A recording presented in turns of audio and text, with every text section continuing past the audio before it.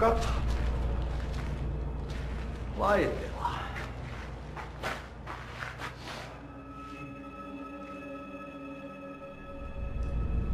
Missäs Liisa on?